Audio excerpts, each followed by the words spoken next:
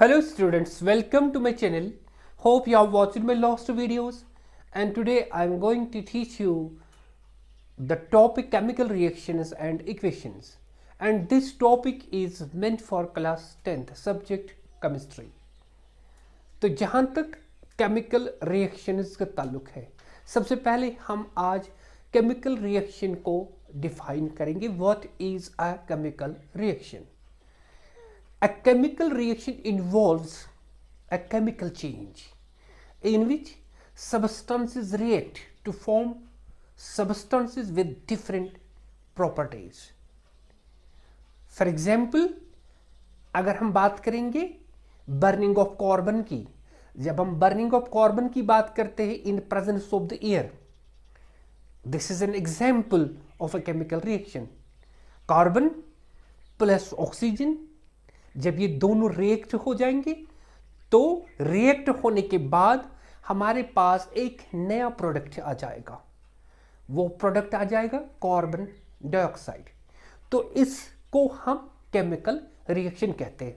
Again let me repeat here, carbon plus oxygen gives carbon dioxide.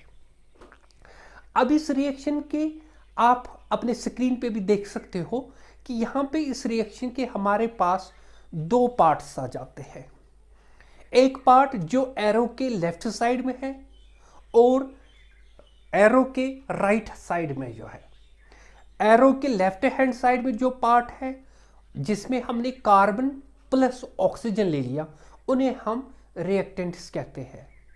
और जो right hand side में, arrow के right hand side में जो पार्ट हमारे पास आ गया, यानी जो result carbon plus oxygen react होने के बाद जो रिजल्ट आ गया, दैट इज कार्बन डाइऑक्साइड, उसको हम प्रोडक्ट कहते हैं.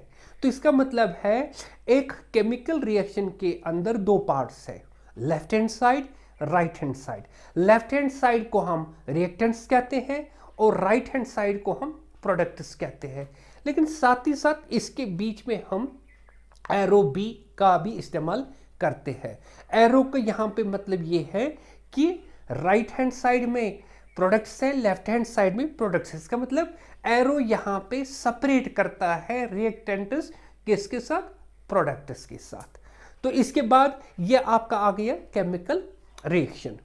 Now second, what is a chemical equation? इससे पहले हमने केमिकल रिएक्शन की बात की, अब हम बात करेंगे केमिकल इक्वेशन की.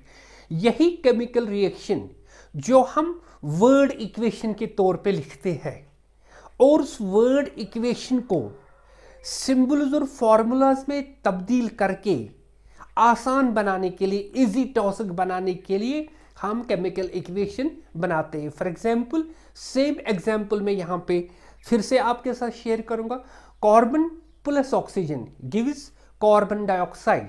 अब आप अपने स्क्रीन पे देख सकते हो, carbon plus oxygen gives carbon dioxide है. तो ये वर्ड रिएक्शन कहलाती है क्योंकि ये वर्ड्स में है. अब इस वर्ड रिएक्शन को हमें लिखने में टाइम लगता है, टाइम कंज्यूमिंग है, और इसको इस तरह से वक्त बचाने के लिए हम इसको शॉर्ट हैंड मेथड में लिखते हैं. और उस शॉर्ट हैंड मेथड के लिए हम सिंबल्स एंड फॉर्मूलाज का इस्तेमाल करते हैं. हम देखते हैं कि कार्बन का सिंबल क्या है, कार्बन का सिंबल C है. ऑक्सीजन का सिंबल क्या है, ऑक्सीजन का सिंबल O2 है. तो वहां से वो रिएक्ट होने के बाद प्रोडक्ट में क्या आ जाता है, दैट इज कार्बन डाइऑक्साइड. तो इसका मतलब है ये जो यहाँ पे हमने बनाया C plus O2 gives CO2, this is a chemical equation.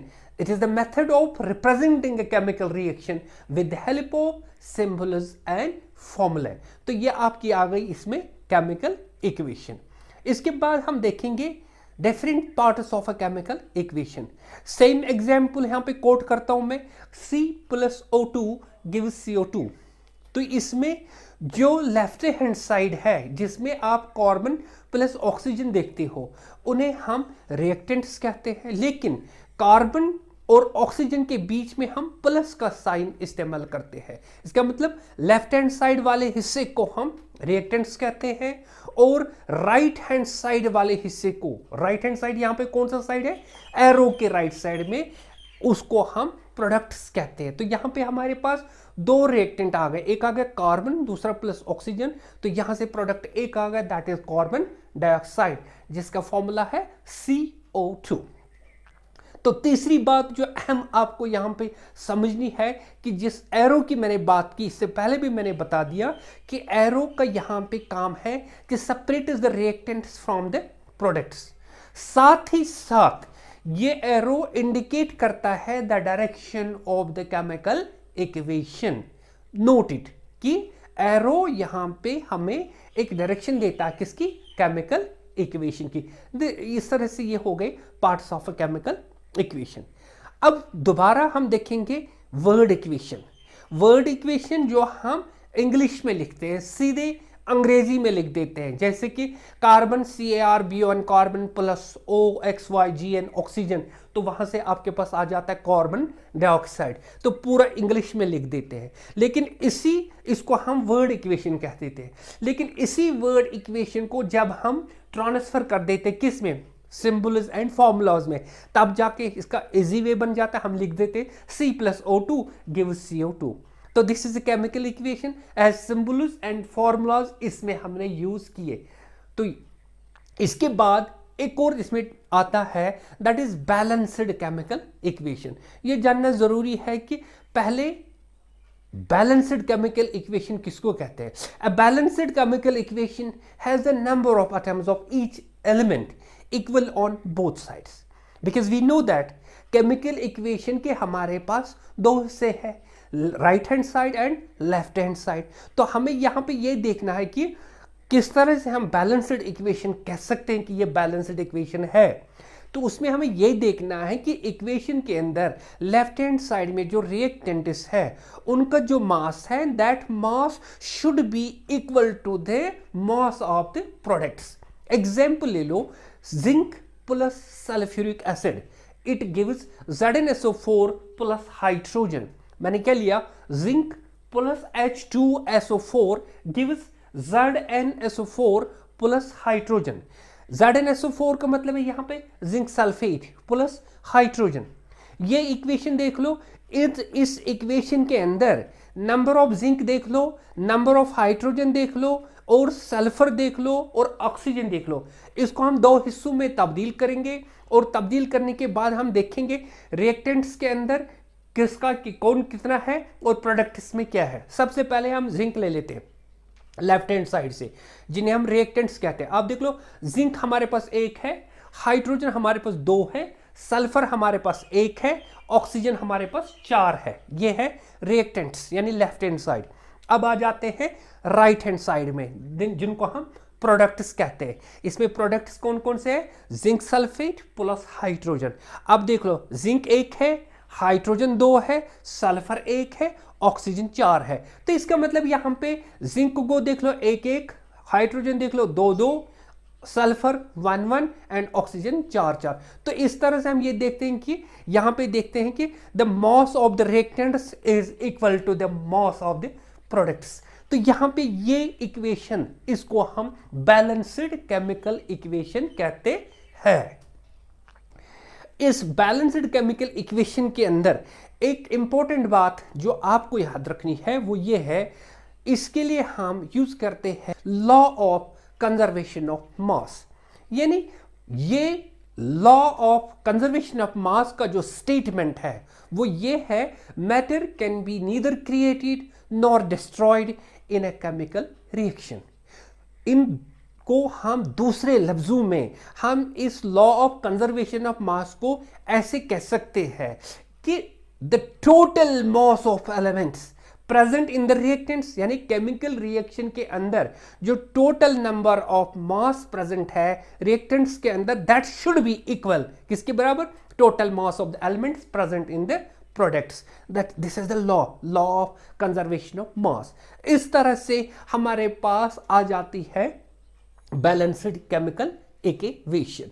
अब हम देखेंगे हाउ टू बैलेंस है केमिकल इक्वेशन। एक और पार्ट आ जाता है इस केमिकल इक्वेशन के अंदर, how to balance a chemical equation. सबसे पहले ये पता लगाना है कि कौन सी इक्वेशन हमें बैलेंस करनी है। जाहिर सी बात है हम अनबैलेंस्ड इक्वेशन को बैलेंस करेंगे, यानी बराबर करेंगे as per the law of conservation of मास।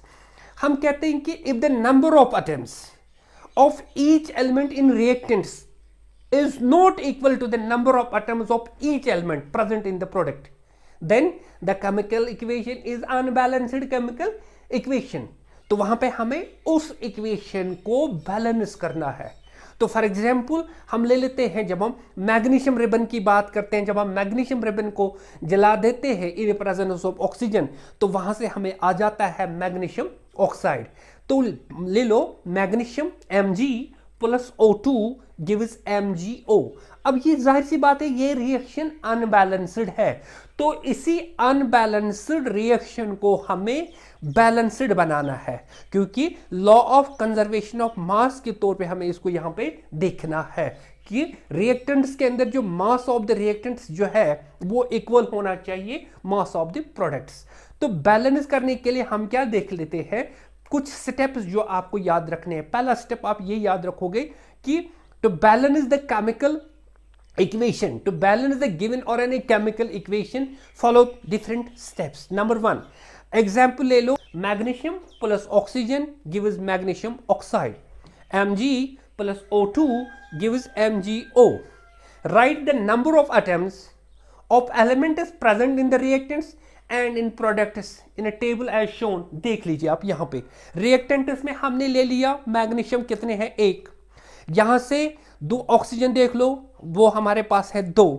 इसी तरह से प्रोडक्ट में देख लो, मैग्नीशियम 1 ऑक्सीजन 1. इसका मतलब ये इक्वेशन अनबैलेंस्ड है, क्योंकि मैग्नीशियम 1 है लेकिन ऑक्सीजन 2 है, ऑक्सीजन 1 है. इसका मतलब ऑक्सीजन को हमें देखना है.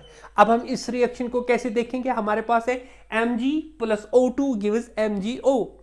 अब बैलेंस करने के लिए हम क्या करेंगे, इस रिएक्शन को हम इस केमिकल रिएक्शन केमिकल इक्वेशन को देख लेंगे. अगर हम MgO को मल्टीप्लाई करेंगे 2 से, तो ये बन जाएगा 2Mg और साथ ही साथ O को भी 2O बन जाएगा. That means oxygen 2 magnesium 2. लेकिन फिर से हम देखते हैं, यहां से लेफ्ट हैंड साइड में मैग्नीशियम फिर से हमारे पास 1 ही रह जाता, तो हम क्या करेंगे, उसको भी मल्टीप्लाई बाई 2 करेंगे.